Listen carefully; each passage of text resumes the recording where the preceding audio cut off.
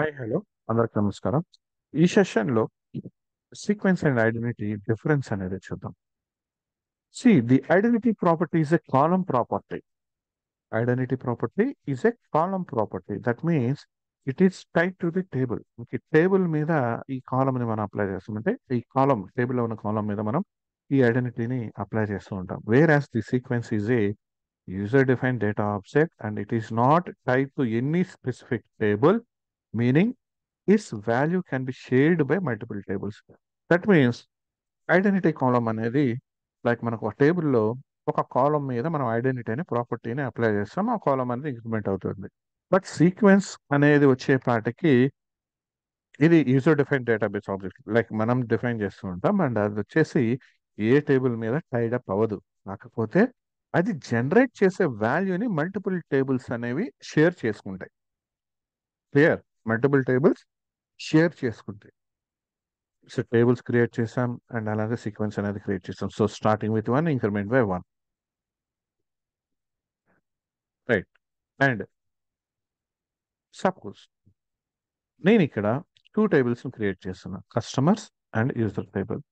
Customer ID integer, user ID integer. So ఇప్పుడు నేను వాల్యూస్ని ఇన్సర్ట్ చేస్తాను. అంటే బిఫోర్ నేను ఒక సీక్వెన్స్ క్రియేట్ చేశాను కదా, so next value for sequence object. So కస్టమర్స్లోకి 1 వాల్యూ ఇన్సర్ట్ అవుతుంది, కస్టమర్స్ ఇది 2 వాల్యూ ఇన్సర్ట్ అవుతుంది అండ్ అగైన్ ఇన్సర్ట్ ఇంటూ యూజర్స్లోకి వచ్చి ఇప్పుడు ఏ వాల్యూ అవుతుంది అంటే ఇక్కడ మనకి ఇది సీక్వెన్స్ అనేది సపరేట్ ఆబ్జెక్ట్ కాలమ్ మీద లేదు కాబట్టి ఆల్రెడీ దీని వాల్యూ ఇక్కడ 1 ఇక్కడ 2 ఉంది కాబట్టి నెక్స్ట్ ఇక్కడ 3, నెక్స్ట్ ఇక్కడ 4, నెక్స్ట్ ఇక్కడ 5 అనేది ఇన్సర్ట్ అవుతుంది. దట్ మీన్స్ ఇది సీక్వెన్స్ ఆబ్జెక్ట్స్ అనేవి.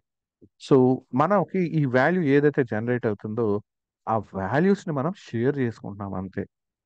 Clear? And like in the case identity, to generate the next identity value, a row has to be inserted into the table. నార్మల్గా మనం ఐడెంటిటీ అనేది మనకి జనరేట్ అవ్వాలి అంటే ఒక రో అనేది మనం ఆ టేబుల్లోకి ఇన్సర్ట్ చేయాలి. అదే సీక్వెన్స్లో అయితే మనకి రో అనేది యాడ్ చేయాల్సిన అవసరం లేదు. జస్ట్ మనకి నెక్స్ట్ వాల్యూ ఫర్ అనే క్లాస్ని మనం కాల్ చేస్తుంటే సరిపోతుంది. కాల్ చేస్తే వాల్యూ అనేది మనకి జనరేట్ అవుతుంది కదా, రైట్? అలాగే సో ఇక్కడ చూడండి example insert into employee value some వాల్యూని మనం ఇన్సర్ట్ చేసినప్పుడు ఐడెంటిటీ కాలం అనేది ఇంక్రిమెంట్ అవుతుంది. అదే సీక్వెన్స్లో అయితే జస్ట్ మనం ఈ నెక్స్ట్ వాల్యూ ఫర్ అనేది ఇది కాల్ చేస్తే సరిపోతుంది. మనకి ఇన్సర్ట్ చేయాల్సిన నెసిటీ అనేది ప్రాపర్గా అంటే పర్టికులర్గా ఏముండదు. ఇది జస్ట్ ఈ కమాండ్ ఎగ్జిక్యూట్ చేస్తే చాలా మనకి వాల్యూ అనేది జనరేట్ అవుతుంది. అండ్ వన్ మోర్ థింగ్, ఇక్కడ మనకి ఐడెంటిటీకి వచ్చేపాటికి ఏంటంటే పర్టికులర్ మ్యాక్సిమం సైజ్ ఎంత అని చెప్పేసి మనం వాల్యూని డిఫైన్ చేయలేం. ఎందుకంటే మనం ఏ కాలం మీద అయితే ఐడెంటిటీ అనేది మనం డిక్లేర్ చేస్తామో దాని యొక్క మ్యాక్సిమం సైజ్ అంటే దాని డేటా టైప్ సైజ్ బేస్ చేసుకొని మ్యాక్సిమం వాల్యూ అనేది తీసుకుంటుంది. అంటే సీక్వెన్స్లో మనకి మ్యాక్సిమం సైజ్ మనం డిఫైన్ చేసుకోవచ్చు. ఇది ఒక ఈ ప్రాపర్టీ లైక్ ఈ సీక్వెన్స్కి ఇది ఒకటి ఉందన్నమాట మనకి, రైట్? అండ్ అలానే సైకిల్ ఆప్షన్ లైక్ ఎప్పుడైతే మనకి ఒక సమ్ వాల్యూ పాయింట్ రీచ్ అవుతుందో దాని తర్వాత మనం సైకిల్ చేసుకోవచ్చు ఆ వాల్యూస్ని. బట్ అది ఐడెంటిటీలో వచ్చే వాటికి మనకి అలా సైకిల్ చేసుకునే ఆప్షన్ అనేది లేదు మనకి. Clear? So the identity property of a column is available from SQL server 2000. Identity అనేది 2000 వర్షన్ నుంచి ఉంది, బట్ సీక్వెన్స్ ఆబ్జెక్ట్ అనేది మనకి 2012 నుంచి అవైలబిలిటీ వచ్చింది. Identity cannot be controlled by the application code. Once మనం కాలమ్ని అప్లికేషన్లో లైక్ మనం ఐడెంటిటీ కాలమ్ని డిఫైన్ చేసిన తర్వాత దాని ఐడెంటిటీ ఇంక్రిమెంట్ దాన్ని మనం హ్యాండిల్ చేయలేం, కంట్రోల్ చేయలేం. బట్ సీక్వెన్స్ అయితే మనం చేయొచ్చు, right? If any column is marked as identity then we cannot insert data into that column directly.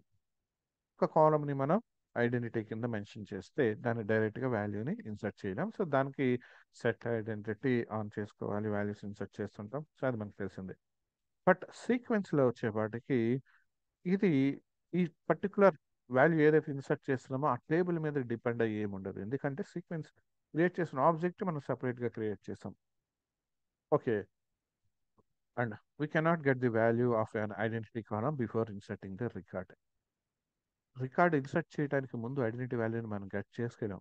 కాకపోతే సీక్వెన్స్లో మనం నెక్స్ట్ సీక్వెన్స్ నెంబర్ని గెట్ చేసుకోవచ్చు by using like next value for అని చెప్పేసి యూస్ చేసి మనం జనరేట్ చేయొచ్చు. And we can reseed an identity property but we cannot change the step size. Whereas we can alter the seed as well as the step size of the sequence of seed. Like identity ప్రాపర్టీని మళ్ళీ రీసీడ్ చేయొచ్చు, అంటే మళ్ళీ starting నుంచి అని చెప్పి అలా చేసుకోవచ్చు.